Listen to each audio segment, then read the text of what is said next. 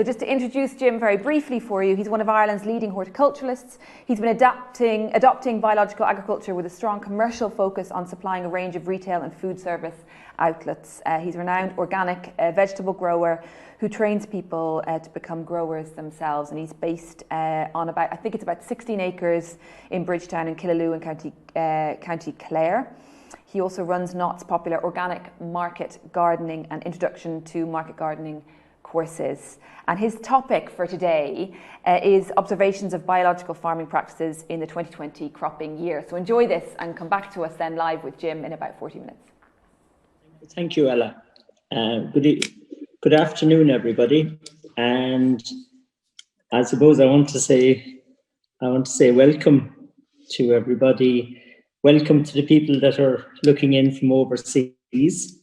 I'm mindful that we have people from overseas because of the Zoom this year. Then to new entrants into this whole world of biological farming. I'm wondering, what's this thing about, and how am I going to check it out, and does it work, and all those kind of questions. And so welcome to that group of people. And then, of course, welcome to the old diehards, the people that are practicing biological farming and that have been at the conferences for the last few years. And my fellow group, basically, that we're learning from each other all of the time. So we're on this journey of biological farming, and we're learning from each other.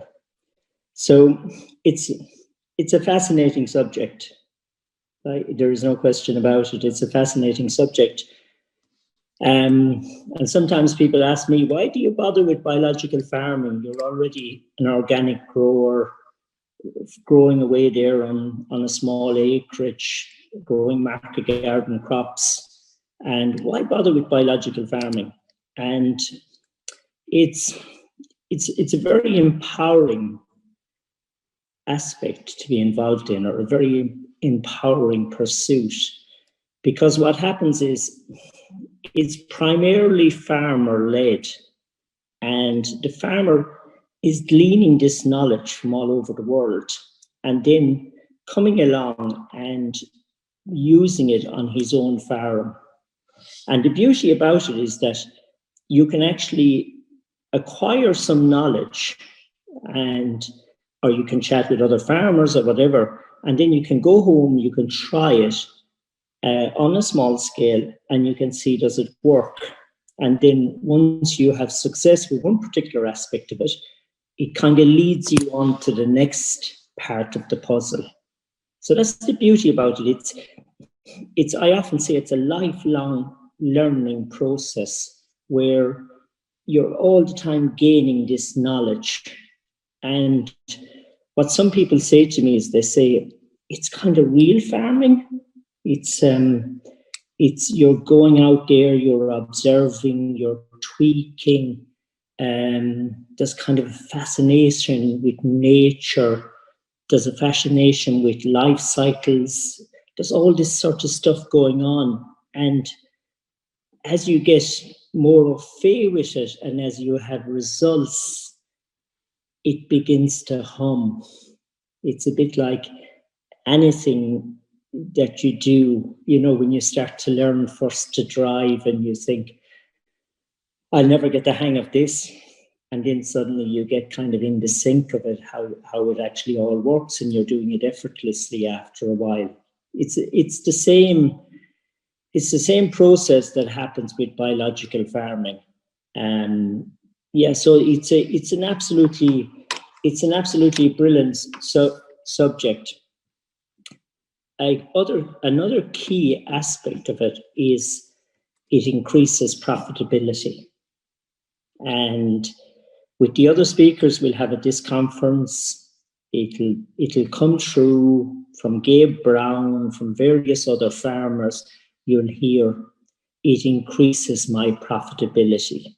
And to me that's an important part as well. If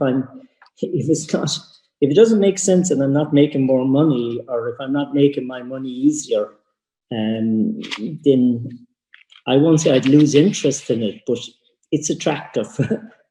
So they're kind of some of the reasons why I've got into biological farming, and why other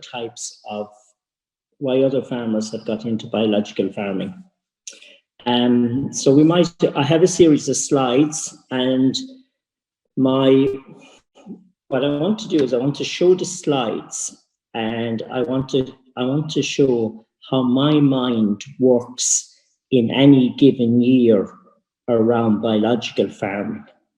Okay, so here's my first slide, and the interesting thing about this slide is what you've got here is you've got 2 no-dig gardens, okay?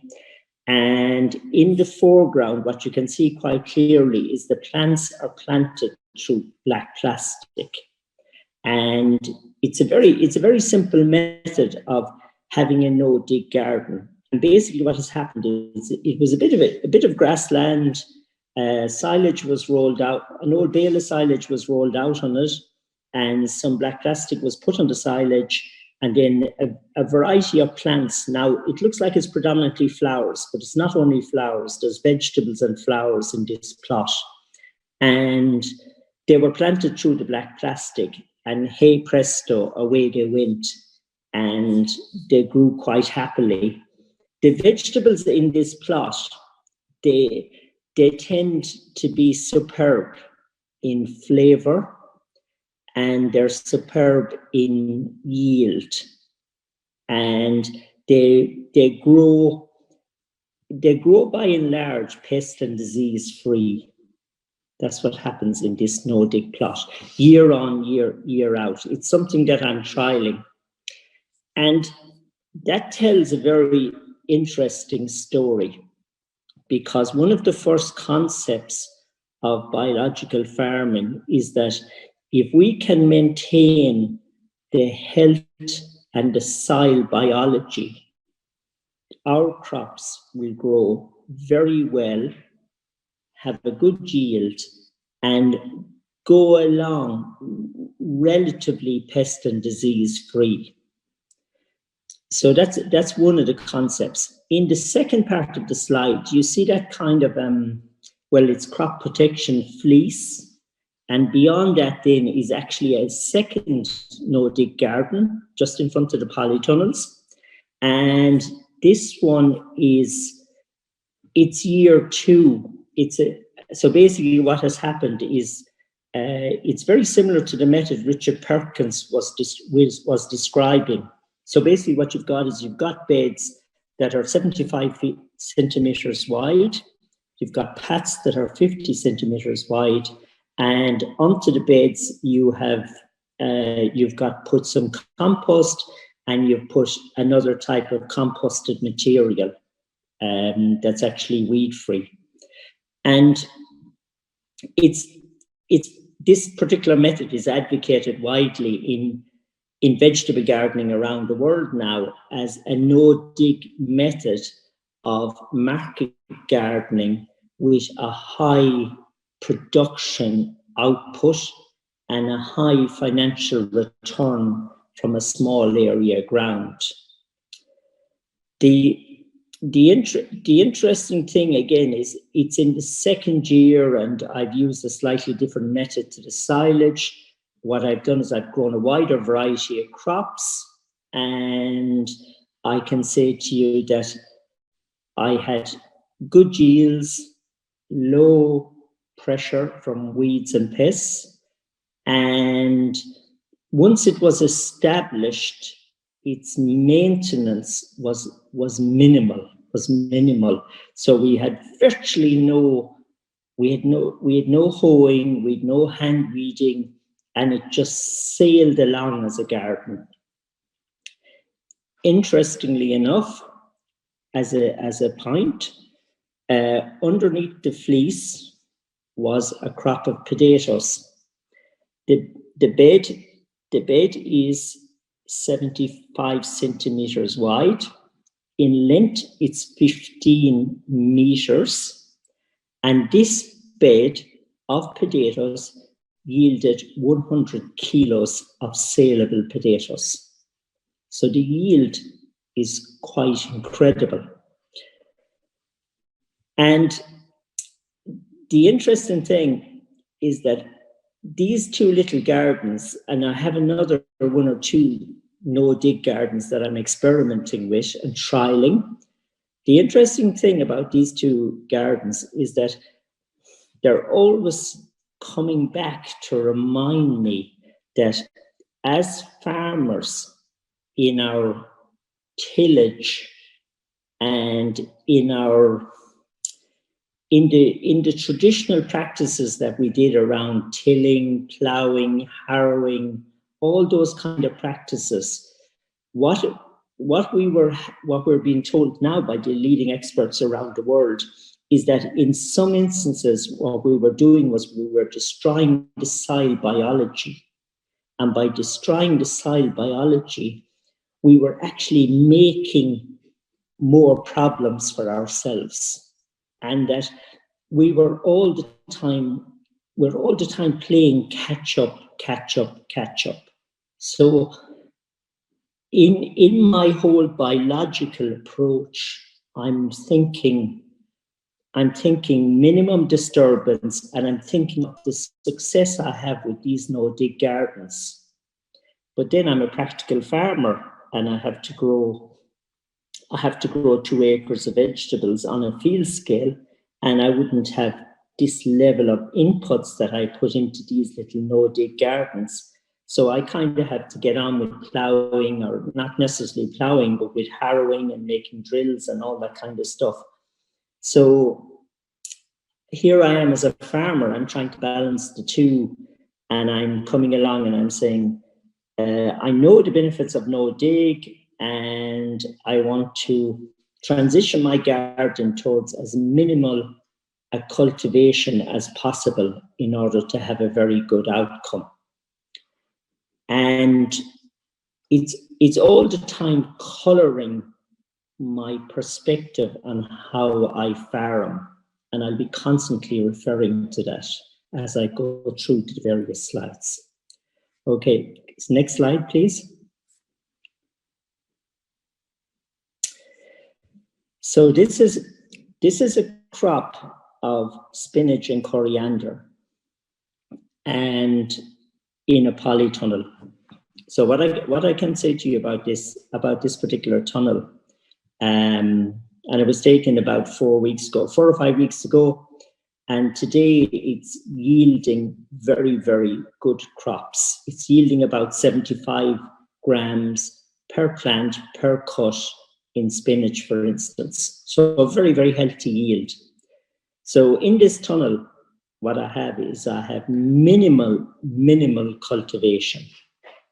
I'm paying a lot of attention to soil biology, and also what I'm doing is I'm focusing very much on what I learned from Christine Jones and other people. If you see where Kevin has the arrow, I'm focusing on root exudation.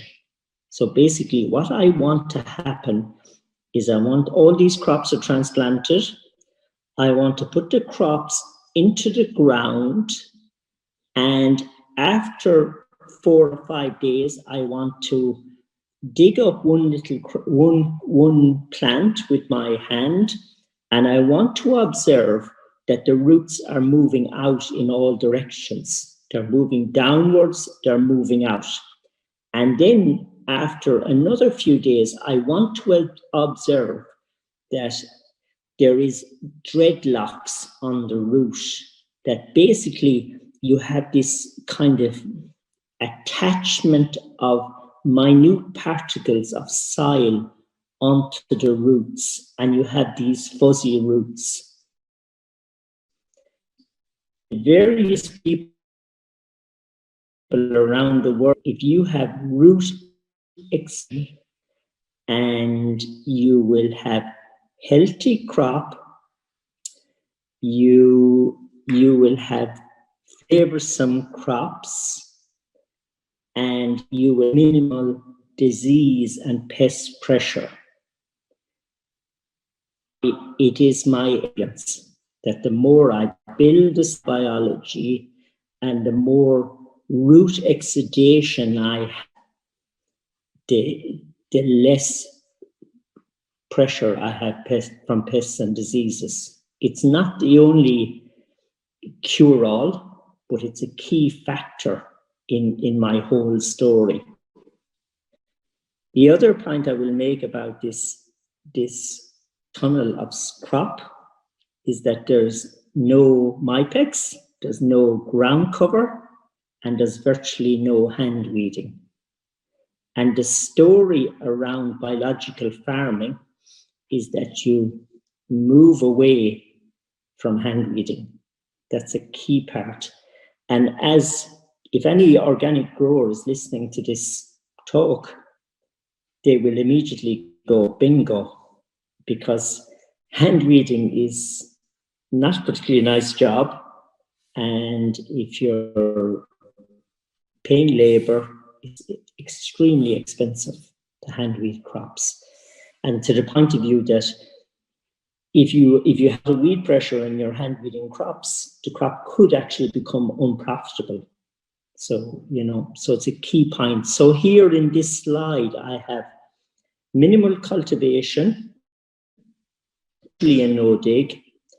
I have weed-free, good root exudation, low pest and disease pressure, and I had the soil. This soil was actually quite poor when I started farming in this plot. Notice there's no perennial weeds. So that's what I see. So next slide, please. There's my exudation again. You can see it up close.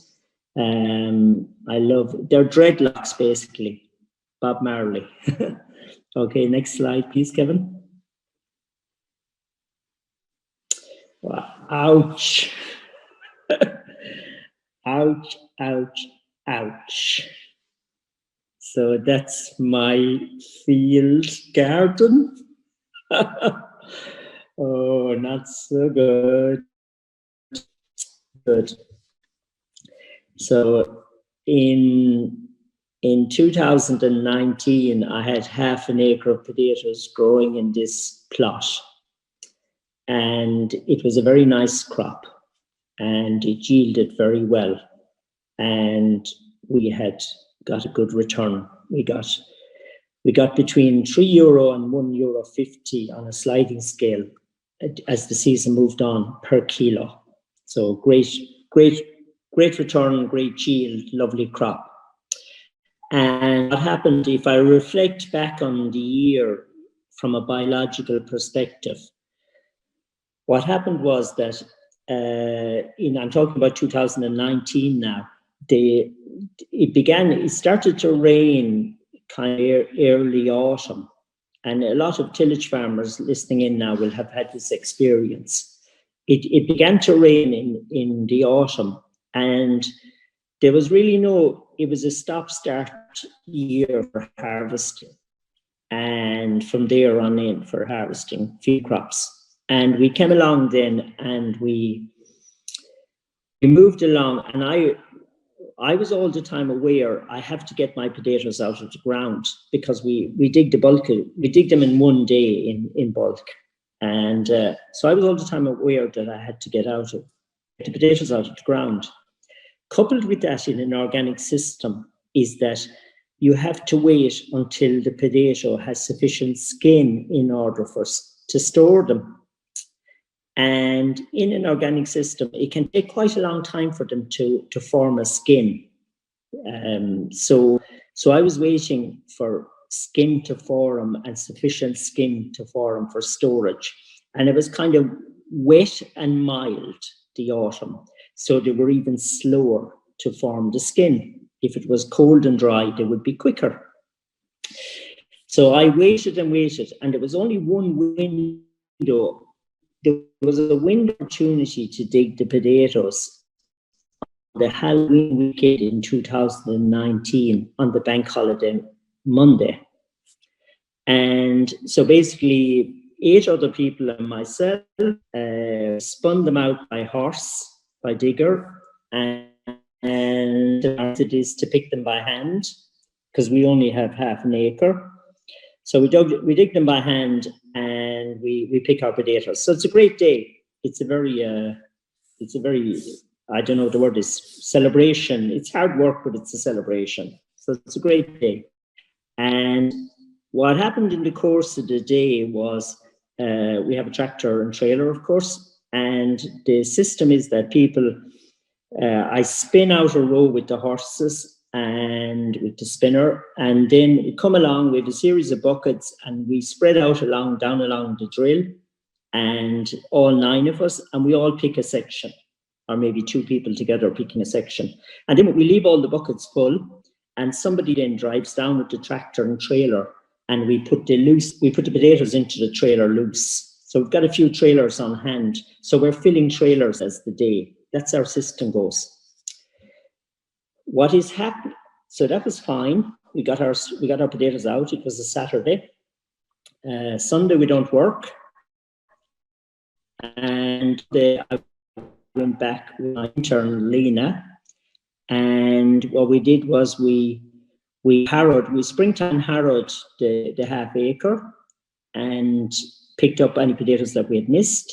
And then we were sowing cereal rye into the plot. So this is a practice that we do year on, year out, because it's very important in a biological story to protect your soil for the winter. It's it's a key part of the story. And we came along, we sowed our rye, and we were barely finished sowing our rye, and it started raining. This was in early November 2019. And basically it rained from that day in East Clare. I think it rained virtually every single day up until February, March of 2020. So continuous rain the whole time. The germination was incredibly poor. And of the cereal rye, the germination, normally it's a carpet if things go well, and it's impressive, and it has a beautiful root structure. The germination was incredibly poor, and then some of the crop then succumbed to slugs, some of the crop succumbed to crows, and some of it physically rotted. And so a combination of factors, the stand was very poor. Now, this slide is taken at the worst possible day. I can't remember which month it was. So what happened in this plot was that you had your very poor germination, and the poor germination and the subsequent factors are related. Some of it is weather, some of it is compaction. The compaction that occurred was surface compaction. And compaction in any form is basically an enemy of biological farming. And in this instance, it was compaction, surface compaction, caused by the tractor and trailer. And if you think about it, what we were actually doing was we were traversing almost every square inch of the field because we were loading the potatoes in stages as the drills were being spun out. So we actually ended up, it's an efficient way of getting spuds into a trailer in order to get them home for storage. Prior to that, there was absolutely no compaction in the crop because all the work was done by horse, and it was in drills, and it was a beautiful crop of potatoes. And potatoes are a good friend of loose soil. So we came along, we had a compaction issue. And every time I went to harvest in that garden then 3 times a week, kale, beetroot, etc. They're in left and right of this slide. And every time I arrived at that garden and I walked into that garden, I went, ouch, because what I saw was I I was taking a serious step backwards in my story of biological farming. The other thing that was happening was that the water was not infiltrating into the ground. It was sitting on the surface, it was hopping off the ground, and it was running away. And the compaction, the non-infiltration, it went on, had the potential to go on to create issues in 2020. Because if you remember, in 2020, come early April, the weather dried, and by May, all the headlines were drought. And my issue began with the lack of cover for the soil for the winter. And my issue with droughts began with that the water wasn't efficiently used. So there were two key issues that happened as a consequence of it. I know this is a long story now, but also going on in my mind as I looked at that plot was, what is happening to my valuable nutrients? What is happening to my soil structure that I've worked so hard to build up? What are the consequences going to be from a weed control point of view? What are the consequences going to be? Because the soil is bare and nature will repair itself. And what weeds are going to manifest themselves in the garden in 2020 as a consequence of where I was in the winter of 19. And the beauty about biological farming is that you can have this observation and you can take remedial steps in order to move forward in a positive way. And we have these indicators that come to us in nature that tell us where we're kind of stumbling as a farmer, maybe through no fault of our own. And these indicators will then give us little pointers about how to go about remedial action in order to repair our precious soil. So we'll say, for instance, and in the story of the indicator, to be quite practical about it, is that you have weeds, and every single weed that grows in your garden has a story. It's telling a story, it's an indicator, and it's telling you where your field, your garden, your farm is at. And if I come back to this plot, what actually happened in the February of the year was this plot began to fill over very well in annual meadowgrass. So nature said, I'm going to repair what has happened here. And the plant of choice was annual meadowgrass. And if you saw this garden in February as it began to dry out, it was covered in annual meadowgrass. So that indicated to me compaction, a certain amount of nutrients could be lost, and it also indicated to me that the soil had opened out, that the structure of the soil, that within the soil you have a structure, and you've got, your sand, your silt, your clay, your organic matter.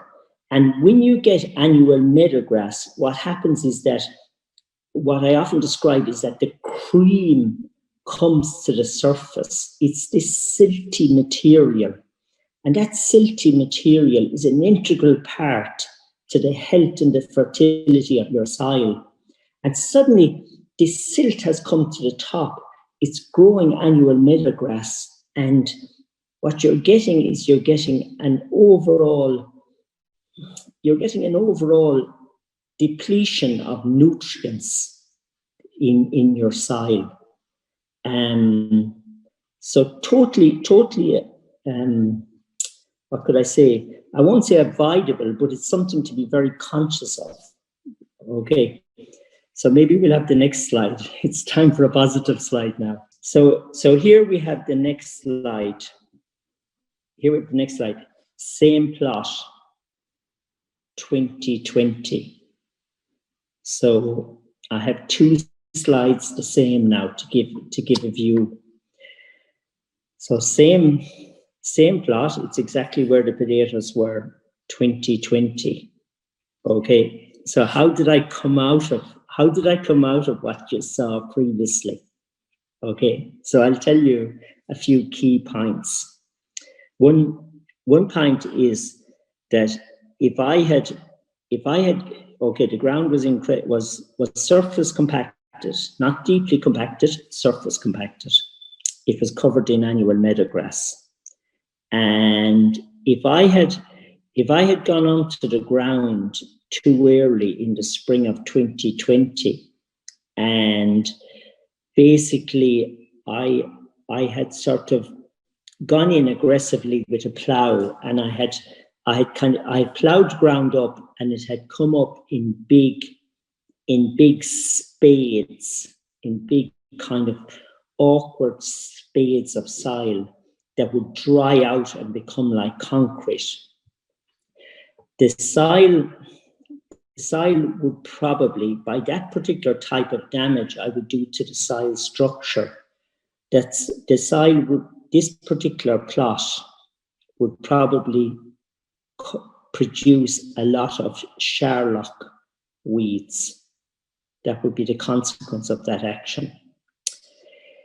If I had gone into the plot in the spring of 2020 with something like a power harrow, but I'm not going to give bad news to a power harrow now, but if I'd gone in with something like a power harrow when the soil wasn't fit and I had power harrowed it, trying to hurry it on, basically what would have happened was this plot would be, when this photograph was taken in July, this plot would be covered in red shank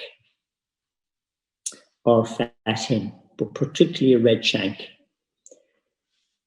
Okay, so I picked those three weeds because I know that historically in this region, the soil in this region, because of what went on previously farming, has the ability to grow either Sherlock or red shank or fat hen when it's maltreated, we'll say. So in my biological approach, I'm aware of the potential of the weed and the difficulty the weed could present. But what I'm aware of is that I have to be sensitive in my tillage methods in order not to produce an abundance of weeds. So quite practically, in this particular instance, what I did was I allowed the ground to dry out sufficiently, and I was very mindful that the annual meadowgrass was there. And then I went in with a springtime harrow, and I just surface tilled in order to uproot the annual meadowgrass. And by surface tilling to uproot the annual meadowgrass, I uprooted the grass, it dried out, and it actually gave a biological feed to the soil. I also got the annual meadowgrass before it had gone to seed, so I interrupted its life cycle.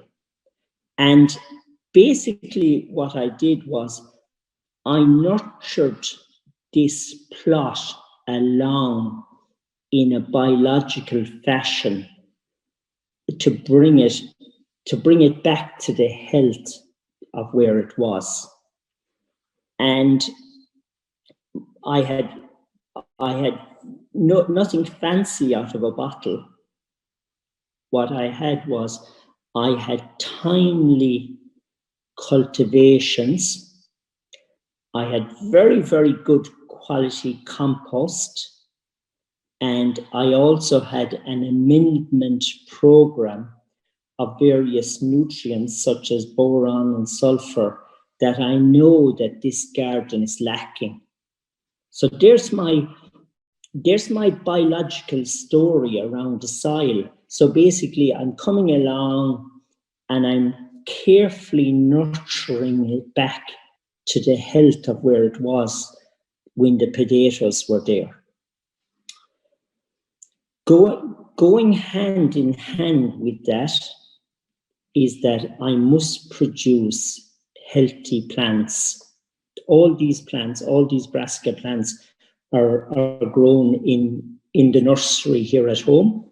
And all of the time in my biological story, I am aware of what is the best horticultural practices in order to raise healthy brassica plants.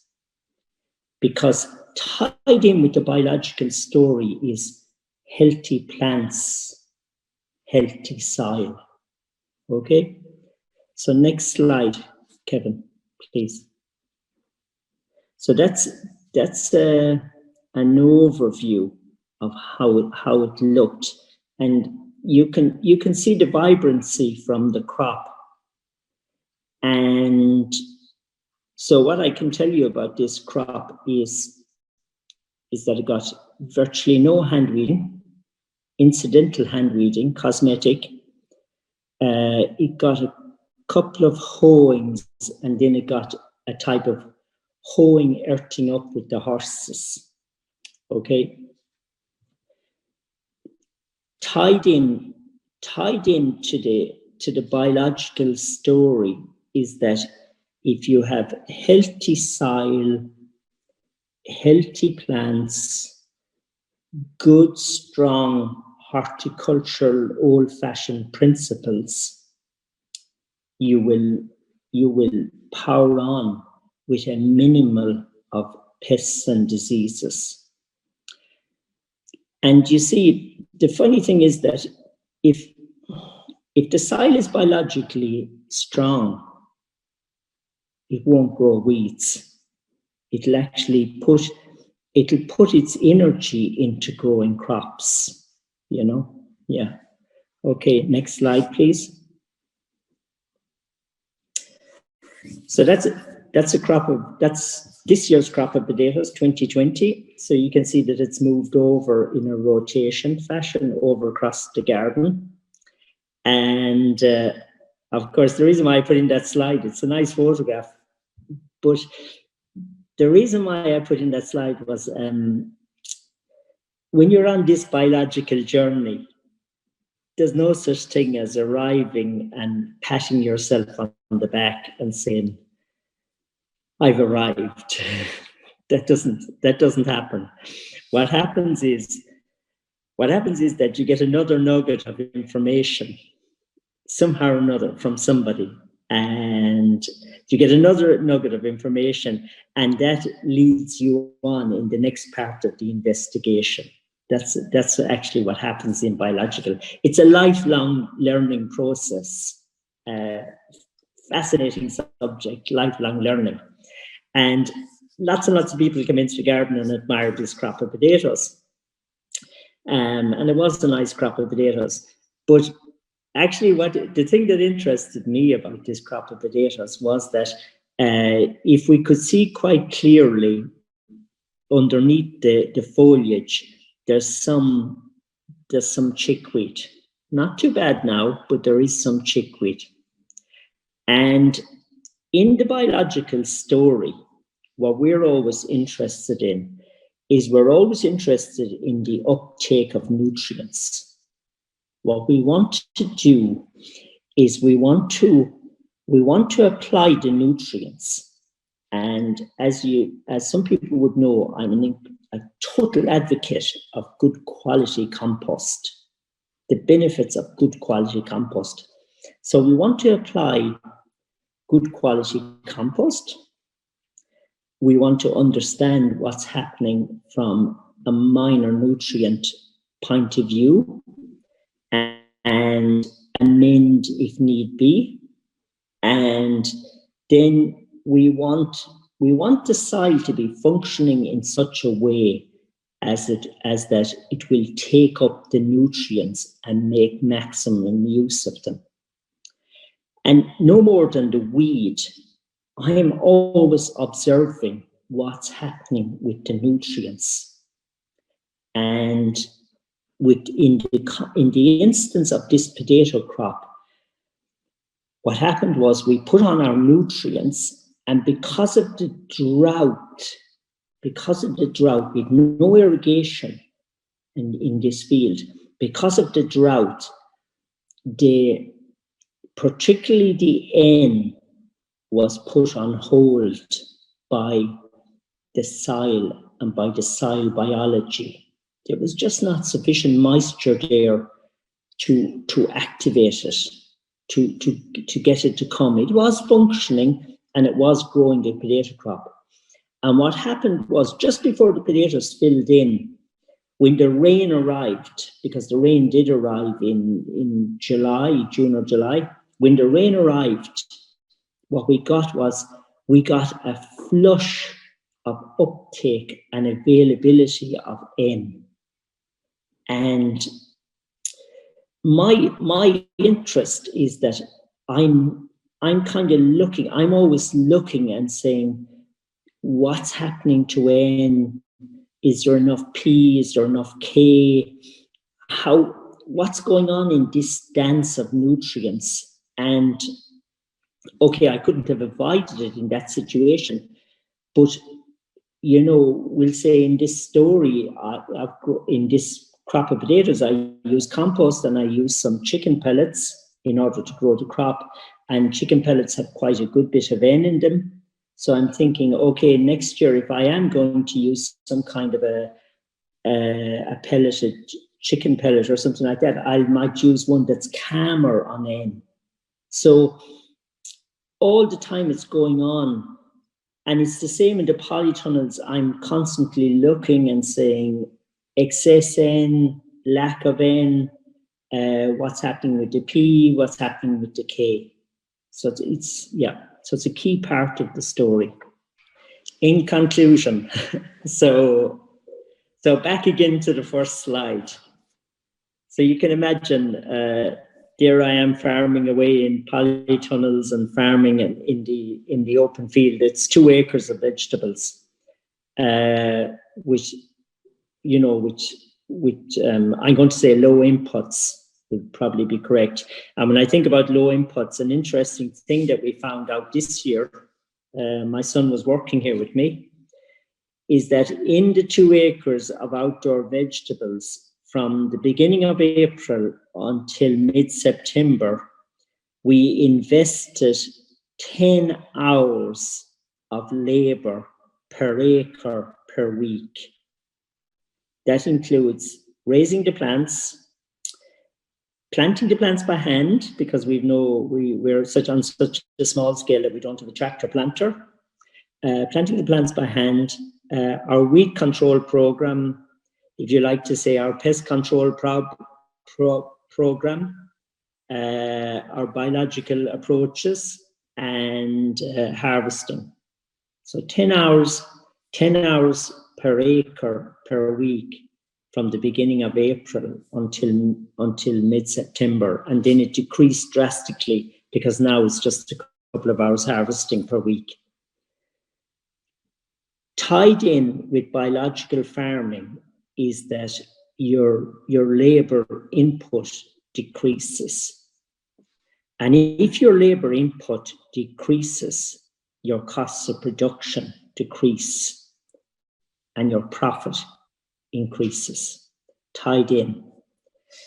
And I think it's a very good argument why to investigate biological farming. The other part of it is that you get exposed to to the wonder of nature. And I'll give you one example. One example is the parasitic wasp, Pimpala instigator. And throughout my gardens, what you'll notice a lot of pinks and yellows and oranges in biodiversity in flowers. And particularly the yellows and the pinks, or the yellows and the oranges, what they do is they give a signal to the parasitic wasp that there's a food source here on this farm for them. And when you think about it, all brassicas going to flower are yellow. So that type of color vein gives a signal to the parasitic wasp. The parasitic wasp is an amazing animal, and you can look it up on Mr. Google. You will be in awe of the work they do for us.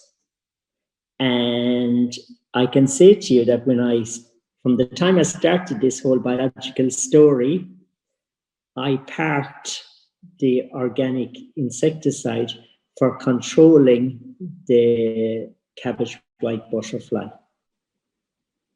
And that is just one story, but all throughout this biological story, what you begin, it's almost at the case of show me your weed, show me your pest, show me your disease. And I can't help but say to you, well, in biological farming now, this is what would be advocated, because that's where it's at. So thank you very much. Yeah, or wasps. Super, thanks so much. Welcome back, everyone. That was just amazing. Jim is with us now from Clare. Jim, you're very welcome. We've had so many questions for you, Jim. We're a little bit behind, so we're going to run this. We're supposed to be on a break in 5 minutes. We'll run this for another 10 minutes, and then we'll go on a break. So we've got 10 minutes to get through an awful lot of questions, Jim. Okay. I'm going to crack on. Actually, I'm going to be really selfish and just ask one quick question of mine first, which is, of everything that you spoke about and the points that you made there, what can grassland farmers take from it, do you think? So what they can take from it is that we're all on the same journey, and basically we have to build biology. That's what they can take from it, grassland farmers. And so basically that my key lesson is that bare soil loses biology. And when I look at poaching, etc., for grass farmers, including myself, I'm a grass farmer as well, I just know that it's having the same effect as it's having in horticulture. Okay, thank you. John Douglas contacted us and said, "Hi Jim, if no dig and compost work well, could you reduce area and get the same production, turning from field scale back to market gardening?" Yes, so I'll tell you very clearly, John. My ambition is to transition the 3 acres to a no-dig system. And it's something that I'm currently researching. And I want to be in such a system that we're going to manufacture all the product on farm, and the system is going to be closed. And I will add one other point to that. One of the gardens will qualify for vegan food. It will be vegan organic. William Fitzsimon said, "How have you managed weed control and what happened to the meadow grass?" So I'll have to be very quick. Sure. So I interrupted the life cycle. I influenced the biology of the soil, and I harvested the full potential of the weeds that were germinating in order to build the biology of the soil. But also what I did, William, was I reintegrated the soil. If you remember, I opened out the soil with my compaction, and what I did was I reintegrated. And I think that's a key point for tillage farmers, because when they talk to me about this opening out of the soil and then getting a lot of annual meadowgrass. Nick Bardsley has asked, it said, Jim, Elaine Ingham, who is the American microbiologist and soil expert, has said that if the soil biology is right, no soil needs additives applied like boron. Would you agree? Absolutely. And for the last 10 years, 15 years, that's why I've been experimenting with my bales of silage underneath my black plastic, because it gets no other amendment whatsoever, no minor nutrients, and the work that Elaine Hingham bears out in an Irish application. I thought it was interesting, Jim, the way you spoke about your biological journey, and you said there's no such thing as arriving, that it is just a constant journey that you're on, and I suppose it must just be a constant learning as well. It is. It's lifelong, Emma, and you get little nuggets from the most unlikely sources. Somebody could have a little observation and they egg you on a little bit further. Michael Devery asks, I imagine Jim has a packed schedule with courses. How does he manage his time? How much time does Market Garden take? I mean, you mentioned in that video, Jim, that you don't work on Sundays. So Sundays for rest. So basically what I do is I apply for 6 months of the year during the growing season, I employ one person full-time here with me. And that frees me up to do teaching. And with regard to the farming side of things, can you give any understanding of how many hours a week that you would be working on the land?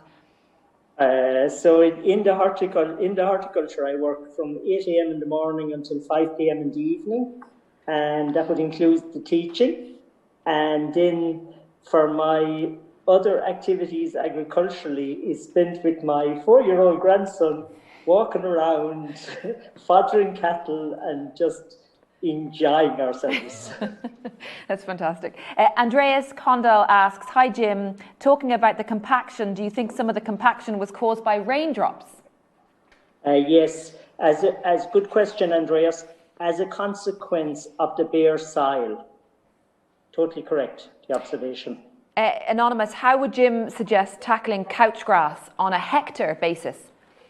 Okay, so you have three categories of weeds. You have perennial, you have annual, you have biennial. Annual and biennial lumped together. Couchgrass is telling a very particular story about where your soil is at biologically. And you must do, in an organic system, you must do a restorative program in order to get the soil back humming biologically. And I've done quite a lot of research around this, and I've had excellent results with students around eliminating perennial weeds organically with using cover crops and some liquid seaweed. I mean, Jim, it can be done organically. You speak about weeds in the land telling you a story, telling you something about what's going on. And I wonder, is that just coming from experience, and is it specific to your patch of land, or is that story the same, across different farms in Ireland? It's the same everywhere, Ella. There is subtleties because of the different soil types, and I'm not alone in this work. There is phenomenal work being done on this subject all over the world. And even we're going so far now in this understanding is that we're beginning to understand that the weed and the color of the weed, of the flower of the weed, is indicating a deficiency or a non-availability of certain nutrients in the soil. So it's just a phenomenal, interesting subject. So it's like the weed is the message. It's a message, it's a signal, and look, it's a plant. Don't give it negative press. Yeah. Okay, I'll keep going. Dave Mack asks, Jim, what are your compost manure inputs, in which proportions? How much needs to be brought in from outside the farm? You do keep horses as well, so presumably yes. That feeds into your system. So I've horses, I've poultry, and I've a couple of sucklers. And I import annually 30 round bales of organic straw. And from that, I'm bringing in a potash input. And then I basically compost And I compost everything else that's compostable on the holding. And that makes me self-sufficient. Sabine McKenna asks, Jim, what would you say to biological farmers who see herbicides as necessary and the lesser evil versus tillage? Oh, I'm not going to tell anybody what to do. Everybody to their own course. All I will say is that when I visit farms that have quite a lot of herbicide usage or that herbicides being used, in my amateur eye, the biology, it's been upset, and I'm not going to get into a scientific argument, but when I get soil into my hand, I can get a sense of it, and I'm just going to be very honest and say the soil is upset when herbicides are used. Okay, and anonymous here, what alternative methods to hand weeding does Jim use? Oh, so quality compost, timely application. I pay phenomenal attention that I'm not damaging the soil structure, and cover crops, if I was quick. Okay, so, Sean has a question for you here as well. Hi, Jim. Yeah, two questions actually. One was, what happened to the meadow grass? And pardon? What happened to the meadow grass in the? So what happened? It became a biological feed. So basically, I harrowed it, and it had the little weed, the little seed head. The seed was succulent in the pod. That's a very valuable feed to the soil. A succulent seed like that won't germinate as a weed if it's succulent at a particular stage. And then I very, very slowly, I incorporate, if you like to say, I incorporated some of it and some of it dried out on the surface. And then the more I enhanced the soil, I got rid of compaction, and meadow grass no longer had a home. Okay. Jim, my last question is, you mentioned a biological farming journey. And I think this is really important for a lot of people who start this process, but maybe along the way something happens. Like one of the farmers was telling me he was going this way in 18 and the drought hit, and he had to revert back to traditional system of farming because he had a crop or cattle to feed, and his grass had stopped growing. Can you give any advice on that, because it is a journey?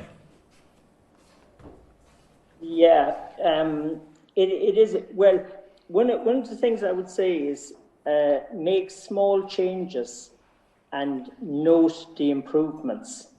And there's a lot of information going to come to people now over the next few days from this conference. And if you end up doing a big mixed pot, it'll be very hard to know where your results came from. So that's one thing. And then the other thing that I would say is, and I'm extremely always looking at this, will it work in an Irish system? And to adopt the concepts that people are bringing to us and interpreting them for our climate and our soil type. Jim, can I ask, it was a question that came for Richard Perkins earlier about the use of fruit and nut trees, and do you have any experience of that with regard to biological farming, particularly nut trees? Yes. So are we going to talk in the market garden situation? Yes. Yeah. Okay. So what you have is, so I understood Richard's answer. So what you have is, when you're growing vegetables on beds, you have a biologically tilted soil, and the vegetables are happy. When you're growing fruit or nuts on a bed in the market garden, you want a fungally dominated, a fungally tilted soil. That's interesting. So that's only just one little point, but it's a very important point. So they live happily, but they do not live with the lettuce growing underneath the nut trees. That's a very interesting. Yes, no, it's very interesting. Yeah. And finally, the role of your horses, Jim. We didn't see any photos there of your lovely horses, but just talk a little bit about why you use them and the role that they play in what you do on your farm. So they're a labour of love. They're labour of love. So they stem from my grandfather. So when I was a child, I hung around with my grandfather all the time, and we worked with horses. And my uncle was on the farm as well, and he wanted to modernise and bring on tractor. And he did bring on tractors and bring on those ways. But my grandfather and myself stuck together, and we stuck with the horses. And I suppose part of it is that I just loved my grandfather, and I'm continuing that tradition. But it's a very unique skill set, and I feel quite passionate that it shouldn't be lost from Irish agriculture and Irish horticulture. It's a very particular skill set, and you can actually learn to grow crops, market garden crops, quite well and be very, very successful. But another skill set entirely is to learn to work with a horse and to learn how to use the implements in the garden. So yeah, so I like but look, it's like playing an instrument, Ella. It's on the same wavelength. What are they If you called? work with horses, it's like poetry. What are your horses called?